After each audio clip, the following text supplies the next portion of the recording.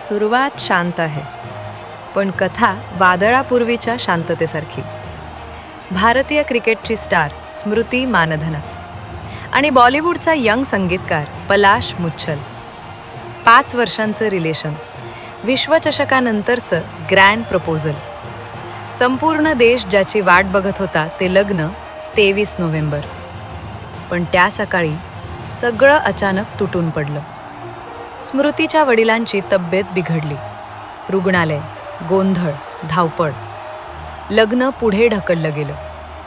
पण कथा इथे संपली नाही. दुसऱ्याच दिवशी पलाशही रुग्णालयात दाखल. तणाव, अफवा, सोशल मीडियावर व्हायरल स्क्रीनशॉट्स. एक अनोळखी नाव, मेरी डी कोस्टा.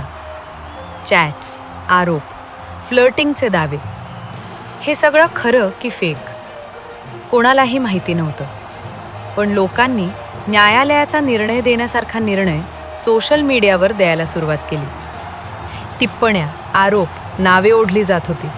आणि अचानक दोन्ही बाजूंनी अधिकृत निवेदन, एकच वाक्य, लग्न रद्द. स्मृती म्हणाली, मी माझ्या क्रिकेटवर लक्ष देणार. पलाश म्हणाला, खोटं पसरवणाऱ्यांवर कायदेशीर कारवाई होईल.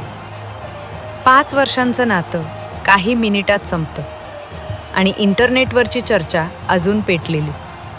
ही गोष्ट खरोखर काय सांगते? प्रायव्हसी संपली आहे की सोशल मीडियाचा न्याय खूप वेगवान आणि खूप क्रूर झाला आहे? एक गोष्ट मात्र नक्की, या कथेचं शेवटचं पान अजूनही शांत नाही. खरा प्रश्न असा, लग्न रद्द झालं, पण सत्य कोण लपवतंय? कोण सांगेल पूर्ण कथा?